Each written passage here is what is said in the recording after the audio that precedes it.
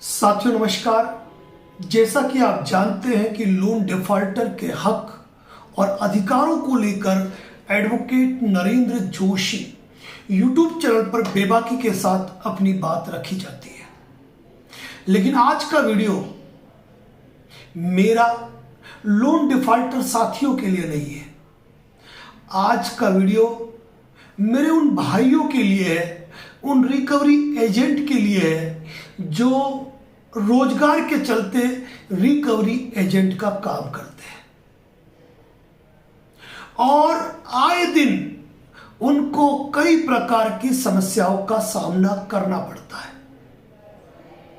मन में यह जानते हुए कि हम गलत बोल रहे हैं, हम किसी को तू नहीं कह सकते हैं, उसके बावजूद रिकवरी के उस मटके का पानी पीकर उनका स्वभाव मेला हो जाता है और उसी मेले स्वभाव के कारण वह आए दिन उलझलूल हरकतें करते हैं और जिन उलझलूल हरकतों का परिणाम भुगतना पड़ता है कुल मिलाकर रिकवरी एजेंट या फिर उसके परिवार को। साथियों, आज के वीडियो को बिल्कुल भी जितने भी रिकवरी एजेंट देखे इस वीडियो को गलत न लें।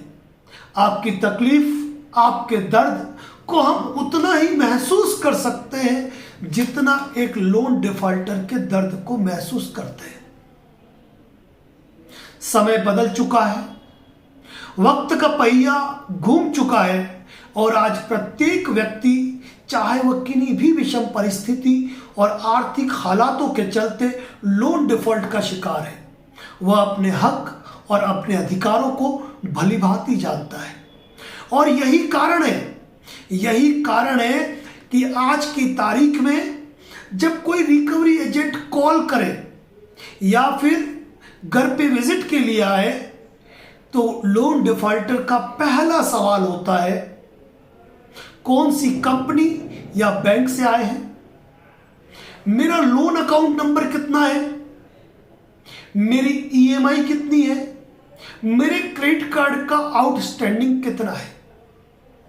बस ये 3-4 सवाल पूछ के वो आपकी ऑडियो रिकॉर्डिंग, वीडियो रिकॉर्डिंग कर लेते हैं और उसके बाद में पूछते हैं, क्या आने से पहले आपने आरबीआई गाइडलाइन के अनुसार हमको प्री इंटीमेशन सूचना दी, क्या हमसे मिलने के लिए स्थान चूज किया, आप अपना आईडी कार्ड दिखाए, आप अपना ऑथराइजेशन लेटर दिखाएं। रिकवरी एजेंट को ऊपर का प्रेशर, दबाव इतना कि वह न अपना आई कार्ड दिखा पाते हैं न ऑथराइजेशन लेटर, डीआरए की तो छोड़ ही दीजिए बात।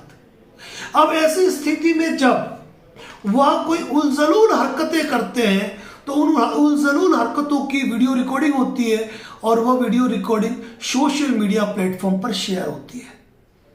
हमारे advocate Narendra Joshi Facebook page पर ऐसे असभ्य रिकवरी एजेंटों की कई रिकॉर्डिंग वायरल है और उन रिकॉर्डिंग को वायरल होने के बाद हमें फोन आता है हमारे ही साथियों का कि सर मैंने रिकॉर्डिंग भेजी थी, आपसे निवेदन है कि उसको डिलीट कर दीजिए। क्यों डिलीट कर दे, कैसे डिलीट कर दे? उस असभ्य वारदात को, उस असभ्य घटना को जहां एक रिकवरी एजेंट बिना ऑथराइज हुए आपके घर पे आया और आपसे तू करे, रोड पर आपसे गाड़ी जब्त करे और हम उसकी रिकॉर्डिंग को कैसे डिलीट करें? एक महाशय, आपने नाम सुना होगा, जिन्होंने खुद का नाम एडवोकेट जुगल बताया था और मुझसे बातचीत हुई थी और बातचीत के दौरान हॉट टॉक हुई। हॉट टॉक होने के बाद उनका जब वीडियो वायरल हुआ तो बंदा एडवोकेट नहीं था। उस बंदे के भाई की तरफ से मुझे कॉल आया और कहा कि सर रिक्वेस्ट है कि उस वीडियो को रिमूव कर दीजिए, हमारे समाज में वायरल हो रहा है तो कृपया उसको रिमूव कर दीजिए। मैंने कहा यदि वो एडवोकेट है तो एडवोकेट आईडी कार्ड मुझे भेजिए। मैं बिल्कुल भी नहीं चाहूंगा किसी एडवोकेट का वीडियो वायरल हो, लेकिन मैं जानता हूं कि किसी एनबीएफसी कंपनी की औकात नहीं है कि वह रिकवरी के लिए एडवोकेट को हायर करे। एडवोकेट के नाम पर, वकील के नाम पर, पुलिस के नाम पर ये फर्जी रिकवरी के एजेंट अपना काम चला रहे हैं और एनबीएफसी कंपनियां भी इस बात को भली भांति जानती है।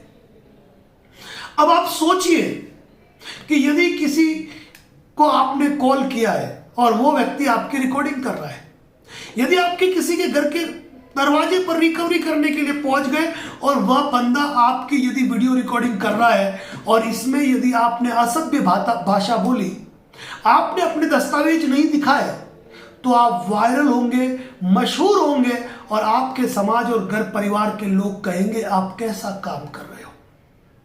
आप सोचिए, आप जिस एनबीएफसी कंपनी में काम करते हैं वह कंपनी आपको आपकी एम्प्लॉय आईडी बताने से आपको रोकती है, आपका डीआरए लाइसेंस मत बताना ऐसा कहती है, यहां तक कि आपको ऑथराइजेशन लेटर तक जारी नहीं करती है। कारण क्या है? कारण यह है कि कल यदि कोई मुकदमा दर्ज हुआ ना, कल यदि कोई कानूनी कार्रवाई हुई ना, तो दूध में से मक्खी की तरह निकाल के फेंक दिए जाओगे आप, और उसी तरह कहा जाएगा जिस तरह अनुराधा के लिए कहा गया था। अनुराधा नाम याद आया? वो लड़की वो रिकवरी गर्ल जिसने देश की सेना के लिए अपशब्द बोले। क्या कहा उसके वित्तीय संस्थान ने कि यह तो हमारी कर्मचारी नहीं है। आप सोचिए कि उसको उठा के जेल के सलाखों के पीछे डाल दिया जाए और वहां पर यदि उसकी बैंक, उसकी एनबीएफसी कंपनी ये कहती है कि ये हमारा रिकवरी एजेंट नहीं है, तो आपको बचाने कौन आएगा? यानी कि आप एक्सटॉर्शन कर रहे थे, आप ब्लैकमेलिंग कर रहे थे, आप उद्यापन कर रहे थे, यानी कि आप सारे गैर कानूनी कृत्य कर रहे थे, क्योंकि आपको आपकी कंपनी ने उस रिकवरी के लिए ऑथराइज ही नहीं किया था। यदि आप किसी के घर पे होम विजिट करने जाते हो तो आपके पास बाकायदा ऑथराइजेशन लेटर होना चाहिए उस व्यक्ति के नाम का, लेकिन नहीं देते हैं। आपको आईडी कार्ड तक छुपा के रखने को कहा जाता है, एम्प्लॉय आईडी भी छुपा के रखने को कहा जाता है, और आप सोचिए कि आपको उस व्यक्ति के लिए ऑथराइज ही नहीं किया जिसके घर पर रिकवरी एजेंट बनकर आप गए थे, और वहां कोई तमाशा हो गया और आपको पुलिस ने धर लिया और सलाखों के पीछे डाल दिया और कोई ऐसी वारदात हो गई, तो आपको छुड़ाने के लिए कोई एनबीएफसी नहीं आएगी, बलि का बकरा बनेंगे आप, बलि का बकरा। किसी व्यक्ति ने 1.5 साल अपने कार की, अपने बाइक की ईएमआई पे की है, 2 ईएमआई बाकी होने पर ऑन रोड बिना किसी कोर्ट ऑर्डर के आप उसकी गाड़ी जब्त करते हो। अभी हाल ही की एक घटना है जहां पर एक व्यक्ति ने मोटरसाइकिल जब्त कर ली, जब्त करके लेके लगा दी जहां लगानी है उसको। मुकदमा दर्ज हुआ, मुकदमे में ये आया कि मेरी गाड़ी के बैग के अंदर 50,000 रुपए थे और बंदे ने एटीएम की पर्ची पेश कर दी कि मैं बैंक से निकाल के लाया था और मैंने गाड़ी में रखे थे। अब सोचिए उस रिकवरी एजेंट के खिलाफ किन धाराओं में मुकदमा दर्ज हुआ। पैसा भरना पड़ा वो अलग, और बचाने के लिए कोई कंपनी नहीं आई। और ये जो थर्ड पार्टी रिकवरी एजेंट होते हैं ना, जो सीजर होते हैं गाड़ियों के वगैरह, इनके पास न तो सेक्शन 9 का ऑर्डर होता है, केवल सेक्शन 17 लेके घूमते रहते हैं, एलआरएन नोटिस, लोन रिकॉल नोटिस लेके घूमते रहते हैं। कम पढ़े लिखे अज्ञानी लोग ये उसी को सब कुछ समझ लेते हैं। कुछ पुलिस वालों की शह इनको जरूर मिलती है, लेकिन ये भूल जाते हैं कि जिन पुलिस कांस्टेबल या हेड कांस्टेबल की शह पर ये छोटा मोटा ये काम कर लेते हैं, जब बात पुलिस कप्तान तक पहुंचती है ना, तो सलाखों के पीछे खुद को नजर करना पड़ता है। रिकवरी एजेंट ध्यान रखें, यदि किसी व्यक्ति को आपने रिकवरी के लिए कॉल किया है, उसने यदि आपको रिकवरी एजेंट नोटिस भेजा है, आप उसके पास गए और उसने यदि कैमरा ऑन किया है, मान लीजिए आप मशहूर होने वाले हैं, आपकी कंपनी आपको टर्मिनेट करे नहीं करे, आरबीआई को एक्शन ले नहीं ले, सोशल मीडिया पे तो आप मशहूर हो जाओगे और साथ ही पुलिस कार्रवाई में फंसेंगे ना। तो याद रखिए कि 3 बार यदि 107, 151 की कार्रवाई हो गई ना, उसके बाद हर वार त्योहार, दीपावली हो या होली या हो राखी या हो कोई धार्मिक जुलूस, उठा के ले जाएंगे और धर दिए जाएंगे जेल की काल कोठरी के अंदर। हर बार अपनी जमानतें करानी पड़ेगी। इसीलिए मेरा देश के तमाम रिकवरी एजेंट से एक अनुरोध है कि एक लोन डिफॉल्टर के दर्द और तकलीफ को समझो, और यदि आपको लोन रिकवरी एजेंट की नौकरी प्यारी ही है ना, करना ही चाहते हो, तो जब किसी के घर पे विजिट करने जाओ तो अपने शब्दों की मर्यादा को समझे। अपना आईडी कार्ड, अपना ऑथराइजेशन लेटर, अपना डीआरए साथ में लेके जाए और उसको पहले दिखाए। और ये न भूले कि आप रिकवरी एजेंट हो। उस व्यक्ति से पर्सनल बनने की कोशिश मत करो। वो क्या खा रहा है, क्या पी रहा है, उसका घर कैसे चल रहा है, दूसरे लोन कैसे पे कर रहा है, खुद वकील बन के नोटिस लेके साइन कराने की गलतियां मत करना, भारी पड़ जाता है। ठीक है ना।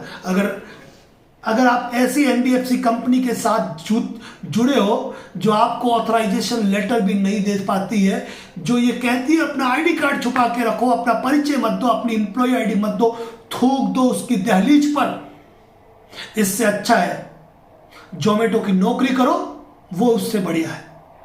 कम से कम शान और सम्मान की जिंदगी जीते हैं। लेकिन ऐसी रिकवरी की नौकरी किस काम की, जो आपको सोशल मीडिया पे मशहूर करती है, जो आपके घर परिवार देखते हैं, जो आपकी गुंडागर्दी सार्वजनिक होती है ना, तो ध्यान रखना कोई बचाने नहीं आएगा। मैं पूछता हूं, कोई रिकवरी एजेंट जवाब दे दे कि उसके खिलाफ एफआईआर दर्ज हुई तो कौन सी कंपनी का एडवोकेट, कौन सी कंपनी का लॉयर आपके लिए आया जो आपको बचा के लेके गया? अरे सीनियर फोन उठाना बंद कर देते हैं कि भाई तू तेरे स्तर पे निपट के आ। सोचिए, जो कंपनी आपको ऑथराइजेशन लेटर नहीं दे सकती है, एम्प्लॉय आईडी छुपा के रखने को कहती है, इससे गंदा काम और क्या हो सकता है। मैं मानता हूं कुछ मजबूरियां हैं, कुछ परिस्थितियां हैं, लेकिन आजकल की कुछ रिकवरी गर्ल शायद महिला संस्कार भूल चुकी है। अपने माँ बाप के संस्कारों को फोन पर अभद्र गालियां देकर नुमाया करती है अपने परिवार के संस्कारों को। साथियों, मैं एक ही बात कहता हूं, एक ही बात, रिकवरी एजेंट हो, भूलो मत इंसान हो। कई रिकवरी एजेंट जो आज लोन के दलदल में धंस गए हमसे सलाह मांगते हैं। कई लोग हमसे अनुरोध कर रहे हैं कि सर हमारा वीडियो डिलीट कर दीजिए, हमारा वीडियो डिलीट कर दीजिए। लोग देख रहे हैं, नीचे कमेंट्स में गालियां लिख रहे हैं। तो आप ऐसा काम करते ही क्यों हो? यदि आप लोन डिफॉल्टर इस वीडियो को सुन रहे हैं ना, तो जो भी आपके रिकवरी एजेंट है ना, इस वीडियो का लिंक उनको जरूर भेज दीजिए, ताकि उनको मालूम पड़े कि आप कितने अवेयर हो, और यदि वो आपके पास बिना डॉक्यूमेंट के आए तो आप भी उनके लिए क्या कर सकते हो।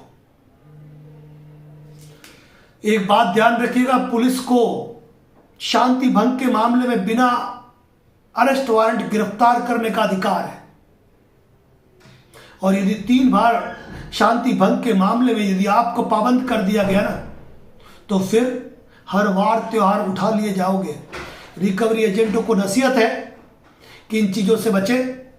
और कल हम कोटा में होंगे, जो साथी कोटा में मुलाकात करना चाहे कोटा में कर सकते हैं।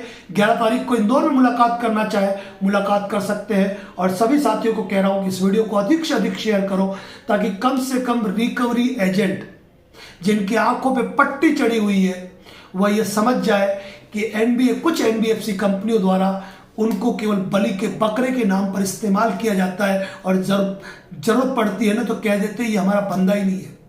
कितनी भी कंप्लेंट फाइल करो, क्या कहते हैं ये हमारा बंदा नहीं है। और जब पुलिस में कंप्लेंट फाइल होगी तो बचाने कौन आएगा? हाईकोर्ट से जमानतें नहीं होगी, घर के टापरे बिक जाएंगे। इसीलिए रिकवरी एजेंट भाइयों को सलाह दूंगा, उन बहनों को भी सलाह दूंगा जो अभद्र भाषा में बातें करती है, कम से कम अपने परिवारों के संस्कारों को इस तरह नुमाया मत करो।